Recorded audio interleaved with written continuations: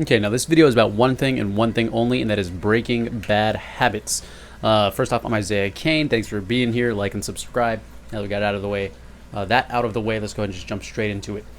There isn't really such thing as a bad habit. It's just compulsions that you have, and these compulsions are different patterns or rivers or synapses or whatever you want to call it in your brain that have just been ingrained in you. So your brain, I like to give the analogy that it's like a river. As you do something over and over and over again, that water runs through, and that pattern gets engraved deeper and deeper and deeper until the water flows through strong and deep, and now it's just going that direction. It's really hard to get out of. And depending on what types of situations you put yourself into determine the patterns that present themselves. So let's say that when you were in high school, you hung out with an old friend and you guys just were always super negative and just dogged on each other. You guys just made fun of each other constantly. You don't see each other until after high school. It's years later. You're a different person now. Next time you hang out with them, guess what happens? Because your brain is like, oh, the last time I was in this situation, this is how I reacted. And it reverts. It takes this little step back because that's the pattern.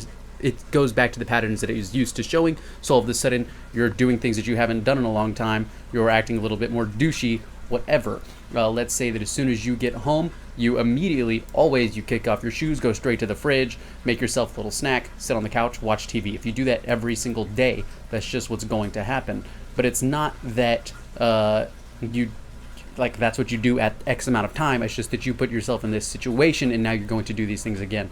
So let's take a very, very real example. Please stick with me here. Let's say in the morning, you wake up, you roll out of bed, you get in the shower, and then you lay down on the couch and watch TV. Or maybe you don't do any of that. Maybe you just lay there and you keep pressing snooze and you keep pressing snooze and you keep pressing snooze. It's not that you have those bad habits. It's just that you're repeating the same pattern over and over because you're in the same situation that you always put yourself in. So let's say that you actually sleep on the opposite side of the bed. Now, whenever you wake up in the morning because that alarm went off, you look around and your brain says, I have no idea where I am right now. This is a totally new situation. And all of a sudden, you're not fighting against that river, water that's been... you're not fighting against that stream anymore. You're fighting against something totally new. And so you have the opportunity to ingrain new patterns within yourself and start fighting from a different area. Now, that is one simple way to start looking at your bad habits or good habits or everything, just the way you behave. So what I recommend for everyone is just to start changing your patterns. Okay. Whenever you're on the way home, if you normally get in the fast lane, drive in the slow lane. You're going to be fine. Why? Just to get yourself in the habit of throwing off those patterns. Okay? Now, what you're also going to have to recognize is that bad habits are just the result of you giving into those compulsions all the time. And all that means is that you have really low energy.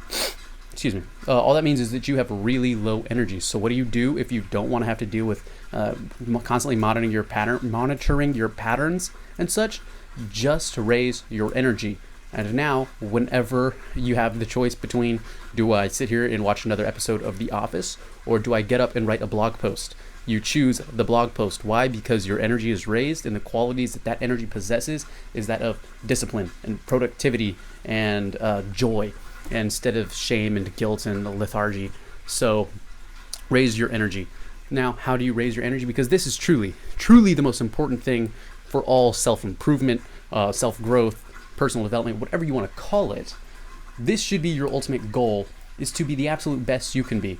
And that doesn't mean monitoring your actions all the time, because all that means is that now you have the worst habit of all, and that is you're constantly looking for the negative within yourself so that you can correct it. But the thing is, there's always going to be things to tweak. There's always going to be things to fix, and you can't focus on that. All you can do is live in the moment, go as fast as you can, do your best at every second. And that doesn't mean it's going to be perfect, but if you're constantly looking for, how can I make this better? How can I make this better? How can I make this better? That's the worst place to be in. That is the worst place. Okay? I know, because I was there, and it is extremely hard to get out of. Now, if you want to raise your energy so that you become aware of those actions and bad habits, but you still have the ability to change them, and instead of changing them one by one by one, I just became aware that in the mornings I press my alarm 3 times, and whenever I get home I have a snack, and then I stay up late, and then I get a snack in the middle of the night, blah, blah, blah, blah, blah. Because you have to become aware of those before you fix them. So how do you just bulk? Problems solved. How? You raise your energy, and then the problems solve themselves because now you're living in a new reality. You've created yourself to be a different person. Now, what I recommend everyone, blanket across the board, doesn't matter who you are, what religion you are, meditate. Why? If you do nothing throughout your day, your brain is going to use 30% of your energy. If you just sit there, 30%. Your brain is this big. It's using 30% doing nothing. What does that mean? If most of your body is already just spending your energy digesting food, and now you're spending energy just being here, then you're gonna have to get this under control. So that way, okay, guess what? Now I have a ton of free energy. My energy is not being diverted into this thought and this thought and this thought and this thought and this worry, whatever. Because most of the time we're thinking about the future, we're thinking about the past. We're saying, oh, I'm this way because this happened and this happened and this happened, or I'll never be able to do this because this and this and this. No, you're never here. So meditate. It brings you into the present moment. It raises your energy and it makes you aware of what's going on. If you cannot be here, how are you going to solve problems here? This is where reality exists, is now. So meditate. And it's not hard. It's not a religious thing. It's not a spiritual thing. It is literally a human thing. Everyone should have been doing this by the time they were 5. Meditating daily.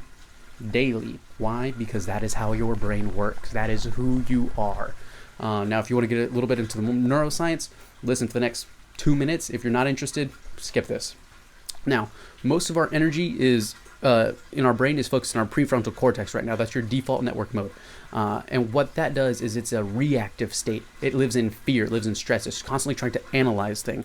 And the majority of your brain isn't an analytical tool. It's a tool for more than survival. It's for creativity. But because over the last eons, we've been so focused on hunt, sex, food, shelter. And now all of a sudden we're living in a state where it's possible to not constantly be fighting for those things. We have houses and we have Walmart and we have an iPhone. You don't need to be doing that, but your brain is still used to doing that, and we're still being taught like that. So what are you doing? You're constantly analyzing and analyzing. Your brain isn't a scalpel, but yet you're making incisions on everything. You don't need to. In order to stop focusing all of your energy in that center of your brain, what you have to do is start meditating, and all of a sudden your energy is dissipated into every other part of your brain, and all of a sudden you're working coherently. Right now your waves are incoherent. There are 4 basic brain states, and I'll get into those in another video. If you want, you can watch some of my other ones where I talk about it. But dude, if you're fighting yourself ever, that means that you are living incoherently. You are literally fighting yourself all the time, because one part of you is saying, I want this, and the other part is saying, I want this. And so they don't go together. Okay, you need to get them to work together before you can do anything. And how do you do that? You meditate. And that solves all of your habits. That solves all of it. Of course, that's not to say that problems aren't going to arise in life. That's just to say that you're going to be the solution instead of being a part of the problem anymore. And that's the most basic state of living. That's the beginning. If you're the problem in your life, start there. Don't try and go for a new job. Don't try and, whatever. Just focus on you. Just focus on you right now. That's not being selfish. That's the first step. That's all it is. After you get yourself straight, you can help everyone else out. Why? Because you have the energy to do so, and because you're creating a reality in which you have the ability, and you're going to help everyone around you. It's be fantastic. But you're going to have to be part of the solution first. So peace out. I love you guys. Take it easy. If you have any questions, leave them down below. Like and subscribe. Adios. Isaiah Kane signing out.